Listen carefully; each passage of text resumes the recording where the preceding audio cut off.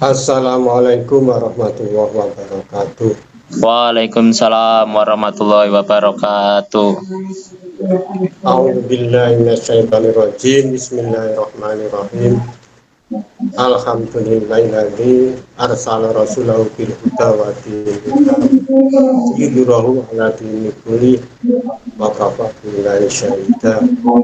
Asyhadu an la ilaha illallah wa asyhadu anna Muhammadan abduhu wa rasuluh. Rabbi shrah li sadri wa yassir li amri wahlul 'uqdatam min lisani yafqahu qawli. Raditu billahi rabban wa bil islami dina wa bil Muhammadin nabiyya wa rasulah. Rabbi zidni ilma warzuqni fahma amin ya rabbal alamin. Puji syukur kehadirat Allah SWT. Kesempatan yang berbahagia ini kita masih dalam rangka memperingati 17 Agustus, juga masih ini menginjak Maulid Nabi. Itu dengan peringatan itu tentunya kita harus mengoreksi diri sudah sejauh mana kemerdekaan kita yang sudah kita capai dan sejauh mana apa yang kita capai dalam menteladani Nabi Muhammad SAW. Karena itu alhamdulillah kita masih dapat bertemu kembali dalam keadaan sehat walafiat, terutama keimanan dan keislaman kita yang masih terkandung di dalam sanubari. Semoga akan bertambah kuat dan bertambah tebal keimanan keislaman kita, sehingga kita mendapatkan ridho Allah Ta'ala, dan semoga kita mencapai takwa, karena orang takwa adalah mulia di sisi Allah SWT. Dan tidak lupa sholawat bertasalam kita sampaikan kepada Nabi Muhammad SAW selaku idola kita, idola umat manusia. Allahumma sholli ala Muhammad wa ala ali Muhammad wa ta'ala Ibrahim wa ala ali Ibrahim innaka hamidum majid. Terima kasih pada kesempatan yang berbahagia ini kita diberi waktu untuk mengisi materi. Materi ini saya bentuk semacam makalah di mana saya kasih tema membangun umat Islam dari keterpurukan. Kita mulai dari pendahuluan. Membangun umat Islam dari keterpurukan itu adalah suatu tantangan yang sangat besar yang dihadapi oleh banyak negara muslim pada saat ini. Nah, keterpurukan yang dimaksud apa? Yang dimaksud di sini adalah mencakup berbagai aspek seperti kemiskinan, ketertinggalan dalam pendidikan, perpecahan sosial, dan kemerosotan moral. Nah, dalam bentuk makalah ini akan saya bahas tentang cara-cara strategis untuk bagaimana mengatasi keterpurukan tersebut. Ya, tentunya mengacu pada prinsip-prinsip Islam, dan tentunya akan nanti sedikit ada dalil-dalil hukumnya. Menginjak kepada aspek keterpurukan umat Islam. Yang pertama adalah keterpurukan ekonomi. Nah, keterpurukan ekonomi ini wujudnya adalah kemiskinan, pengangguran, kesenjangan sosial dan ekonomi. Yang kedua, keterpurukan pendidikan, yakni rendahnya kualitas pendidikan, keterbatasan akses terhadap pendidikan. Yang ketiga adalah keterpurukan sosial, perpecahan dan konflik internal daripada umat Islam, di mana saat ini sangat nampak di media sosial itu. Di samping perpecahan dan konflik internal, juga kemerosotan moral dan etika daripada umat Islam. Yang keempat adalah keterpurukan politik, di mana keterpurukan politik ini berupa banyaknya korupsi dan tata kelola yang buruk dalam mengelola negara ini sangat sangat amburadul. Ketidakstabilan politik dan kekacauan. Nah, amburadul tidak karu-karuan. Nah, prinsip-prinsip Islam dalam membangun umat itu bagaimana? Tentu yang pertama adalah keadilan sosial. Keadilan sosial. Keadilan di mana di samping keadilan sosial itu prinsip Islam dalam membangun umat itu yang terpenting adalah menurut dalil Al-Quran yang disebutkan di dalam surat An-Nisa ayat 58. Artinya kurang lebih demikian. Sesungguhnya Allah itu memerintahkan kamu untuk menyampaikan amanah kepada yang berhak menerimanya, dan apabila kamu menetapkan hukum di antara manusia, supaya kamu menetapkannya dengan adil. Ini prinsip-prinsip Islam dalam membangun umat di bidang keadilan ekonomi. Disebutkan seperti itu. Hadisnya Rasulullah SAW bersabda, sebaik-baik manusia adalah yang paling bermanfaat bagi manusia lainnya. Hadis riwayat Ahmad. Di samping keadilan ekonomi, tentu harus ada pendidikan dan pengetahuan. Prinsip daripada membangun umat itu adalah pendidikan dan pengetahuan, di mana diperintahkan di dalam surat Al-Alaq ayat 1 itu, bacalah dengan nama Tuhanmu yang menciptakan. Berarti Iqra bismi rabbikal ladzi khalaq. Kalau sabda Rasulullah yang diriwayatkan oleh Ibnu Majah itu artinya demikian. Rasulullah SAW bersabda, menuntut ilmu adalah wajib bagi setiap muslim. Jadi prinsip-prinsip Islam dalam membangun umat itu adalah yang pertama keadilan ekonomi, keadilan pendidikan dan pengetahuan. Dan yang ketiga adalah persatuan dan kesatuan sosial. Yang ketiga ini, di mana kesatuan dan persatuan dari umat Islam ini dijelaskan secara jelas di dalam Al-Quran surat Al-Hujurat ayat 10. Artinya demikian, sesungguhnya orang-orang beriman itu bersaudara, karena itu damaikanlah antara kedua saudaramu. Ini jelas surat Al-Hujurat seperti itu. Namun bagaimana keadaannya? Nah, tentu kita nanti bisa berdiskusi. Keadaan yang sekarang dan apa bedanya dengan yang dulu. Juga Rasulullah SAW bersabda, orang mukmin terhadap mukmin yang lain ibarat sebuah bangunan, sebagian saling menguatkan. Hadis riwayat Bukhari dan Muslim. Ini yang ketiga. Yang keempat adalah tata kelola dan politik yang adil. Jadi prinsip membangun umat itu harus bisa mempunyai tata kelola dan politik yang adil. Kalau tidak terkelola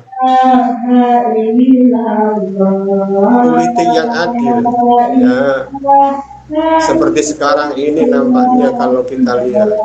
Nah, padahal Quran sudah menjelaskan di dalam surat Hud 113 yang artinya, dan janganlah kamu cenderung kepada orang-orang yang zalim yang menyebabkan kamu disentuh oleh api neraka. Juga Rasulullah SAW bersabda, setiap kamu adalah pemimpin dan setiap pemimpin akan dimintai pertanggungjawaban atas apa yang dipimpinnya. Hadis riwayat Bukhari dan Muslim. Jadi prinsip itu sementara saya utarakan ada 4. Nah, strateginya sekarang bagaimana? Strategi daripada membangun umat Islam itu bagaimana?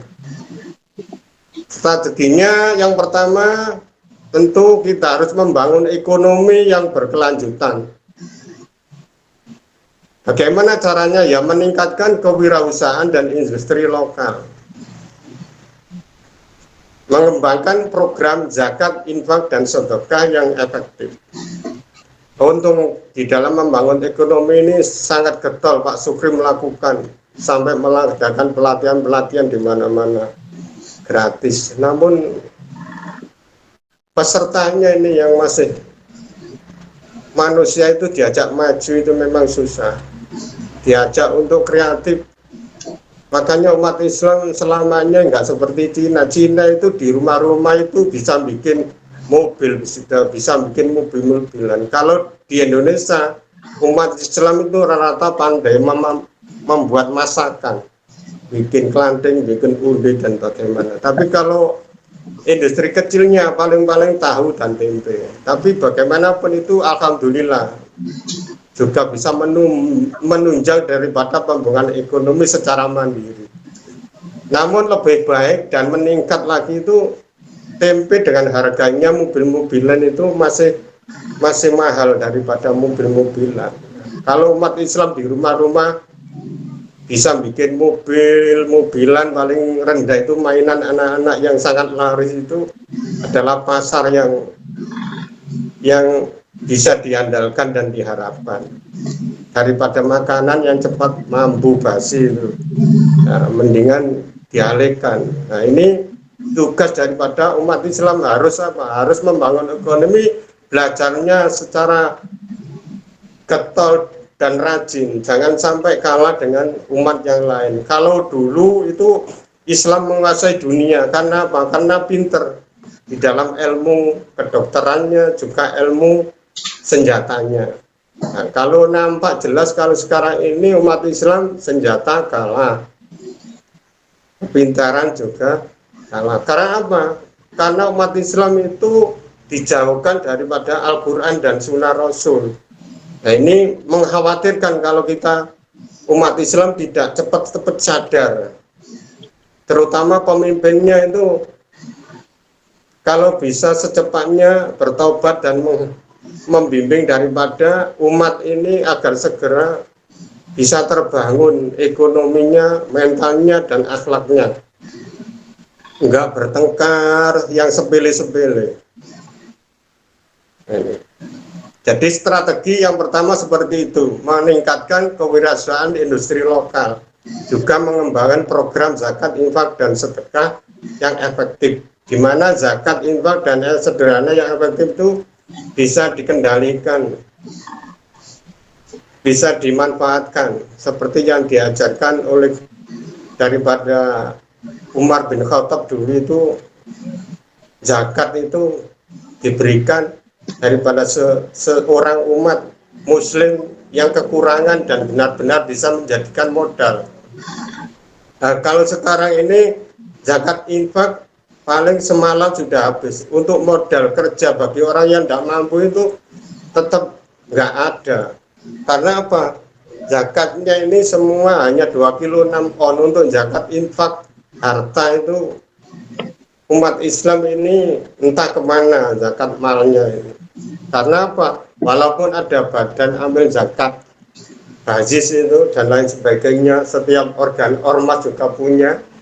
Namun di dalam pemanfaatan zakat ini perlu diefektifkan agar supaya umat yang tidak mampu ini bisa mandiri, diberi modal daripada harta zakat itu tadi. Nah, ini perlu dibangun strateginya seperti itu yang pertama. Yang kedua adalah reformasi pendidikan. Jadi strateginya ini umat Islam harus mempunyai kurikulum, pendidikan agar apa? Sesuai dengan nilai-nilai Islam dan kebutuhan pasar tentunya. Kalau hanya sebagai objek daripada penguasa, ini Ya memang di dalam kehidupan bernegara itu memang harus patuh, tapi kalau bisa umat Islam ini menyumbangkan dirinya bagaimana kurikulum yang baik untuk membangun umat Islam, ya harus berpotensi. Daripada umat Islam itu harus ada yang unggul daripada bagaimana membuat kurikulum agar kurikulum ini di samping bisa menggairahkan pendidikan juga bisa menyadarkan daripada meningkatkan pola pikir ilmu pengetahuan daripada anak didik kita, karena mayoritas umat Islam kalau nggak secepatnya diselamatkan, nah ini bagaimana diatur terus oleh yang lainnya. Padahal kalau kita lihat kurikulum yang baik itu adalah kurikulum seperti belajarnya Nabi Muhammad kepada malaikat Jibril, kan seperti itu sangat cepat dapat bisa. Itu bisa diterapkan, entah bagaimana caranya, ya ini perlu strategi, perlu siasat daripada umat Islam. Makanya umat Islam ini harus getol, kalau bisa itu persatuan kesatuan daripada diperkuat, enggak berebutan dunia saja. Akhirnya ya kalau semacam ini terus menerus dibiarkan, umat Islam ini makin terpuruk, seperti kejadian-kejadian yang tidak diharapkan yang baru-baru ini kan, dengan kedatangan paus. Nah, ini sudah jelas umat Islam ini kalau menurut saya itu sudah terlecehkan, di mana masjid dijadikan seperti itu. Nah, padahal masjid itu harus terjaga, harus suci. Walaupun zaman Nabi itu pernah ada umat Nasrani yang bertamu ke Nabi Muhammad, tapi dalam hal ini tidak disambut dengan notabene di dalam masjid, tapi harusnya di ruang-ruang yang dimana bisa menghormati tamu itu tempatnya. Nah, reformasi pendidikan di samping itu harus bisa kita itu meningkatkan akses di samping kurikulum, perbaikan kurikulum pendidikan yang sesuai dengan nilai Islam, juga kebutuhan masyarakat, juga reformasi pendidikan di bidang peningkatan akses dan kualitas pendidikan di daerah-daerah tertinggal terutama. Nah ini reformasi pendidikan. Yang ketiga, penguatan persatuan sosial. Persatuan daripada umat Islam yang disebut ukhuwah Islamiyah ini segera untuk diperbarui, di mana bagaimana supaya umat Islam itu lebih kuat ukhuwah Islamiyahnya, tidak bertengkar melulu ada. Tiap hari beritanya bertengkar, Islam menjelekkan Islam. Nah, ini harus dihindari. Jangan sampai umat Islam dengan umat Islam itu bercerai-berai karena dunia. Tidak ada apa-apanya dunia itu. Bercerai-berai, berebutan dunia saja ini. Akhirnya umat Islam dimakan oleh umat Islam, akhirnya makan makanan. Nah ini makan daripada temannya sendiri. Ini tidak boleh, padahal sudah jelas di sana ajaran daripada umat Islam itu Al-Quran dan hadisnya jelas, sesama muslim itu saudara. Padahal kita itu kalau dilihat dari nasabnya sama, dari Nabi Adam. Kalau terputus karena ada air bah zamannya Nabi Nuh, berarti kita itu turunannya Nabi Nuh. Nah, kita semua nasabnya sama. Urusan nasab sampai berkelahi, sampai ecek-ecekan. Padahal itu tidak penting, karena apa? Sama, sesama muslim itu saudara, dan nasabnya kalau dilihat daripada sejarah itu sama, nggak ada yang beda.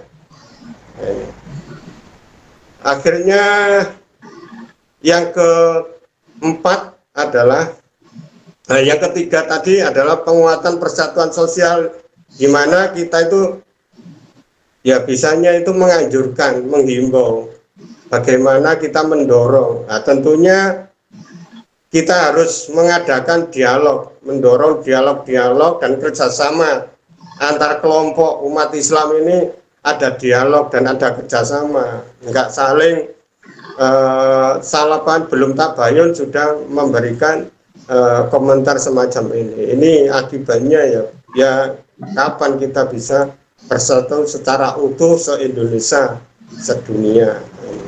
Makanya cara strateginya, kalau ini dialog harus sering-sering diadakan untuk bekerja sama bagaimana baiknya umat Islam ini agar supaya maju dan menyebarluaskan nilai-nilai toleransi dan persaudaraan. Kurang apa sih umat Islam itu toleransinya? Sangat luas sekali toleransinya. Dan dalam membangun sebuah negara Indonesia, kalau dilihat dari lahirnya Indonesia ini, di dalam membuat UUD 45 di dalam Piagam Jakarta itu, sampai umat Islam kan sudah berani menghilangkan sebuah kalimat itu. Kalau dulu kan ajaran, menurut ajaran syariatnya masing-masing, ajaran Islam lah, dengan berkat rahmat Allah Subhanahu wa Ta'ala, bahwa sesungguhnya kembali itu adalah segala bangsa, umpamanya seperti itu. Nah, ini adalah satu hal di mana toleransi dari umat Islam ini sudah sejak daripada zaman Rasulullah sampai sekarang itu tidak perlu dipertanyakan, sudah fair, sudah jelas. Lakum dinukum waliyadin. Nah, ini daripada agar supaya kita itu tidak dengan hal sepele sudah bentrok, persatuan akhirnya makin lama makin lemah. Apalagi kita sekarang itu dalam memperingati Maulid Nabi misalnya, sudah terjajah budaya kita, sudah terjajah makanan kita, terjajah budaya kita, dan lain sebagainya sudah terjajah, tidak sesuai dengan apa yang dimiliki oleh budaya lokal kita. Budaya kita itu sangat sopan santun, berakhlak, dan tidak seperti sekarang ini, gak karu-karuan. Nah, yang keempat, peningkatan tata kelola. Maksudnya apa?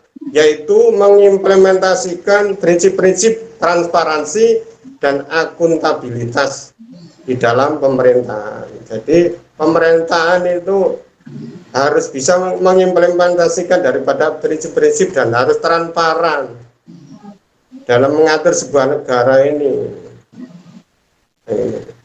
Ini kewajiban daripada kita semua, jangan sampai, makanya ini musimnya pilkada, pilgub ini kita harus bisa wanti-wanti, paling tidak itu kita diri agar supaya selamat.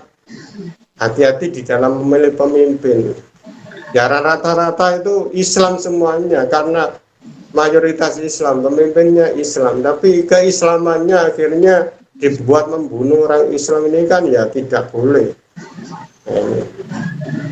Karena itu kita harus bisa mendorong partisipasi masyarakat di dalam apa? Di dalam pengambilan keputusan, agar pemerintahan, agar kita di dalam membentuk sebuah rumah tangga itu paling tidak itu bisa sakinah mawaddah warahmah. Kalau di dalam negara kan baldatun thayyibatun wa rabbun ghafur.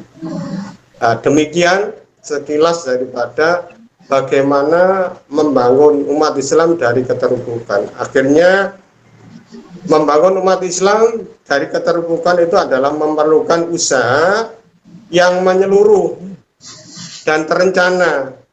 Dengan apa? Yaitu dengan mengacu pada prinsip-prinsip Islam dan dalil-dalil hukumnya tentunya.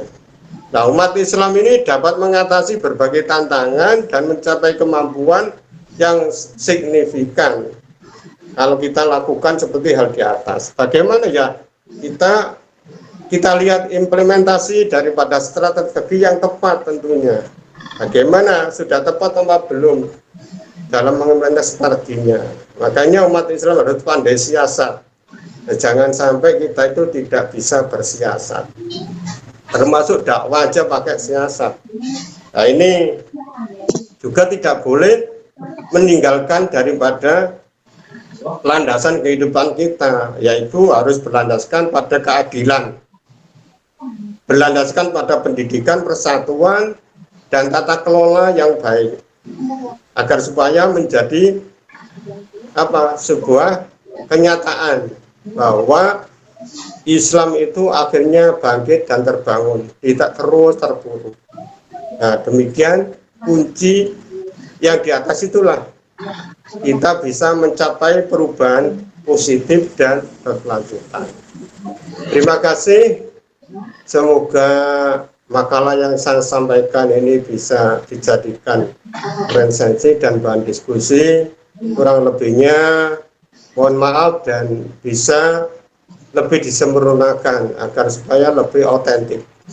Ihdinas siratal mustaqim wal hidayah wal inayah. Assalamualaikum warahmatullahi wabarakatuh. Waalaikumsalam warahmatullahi wabarakatuh.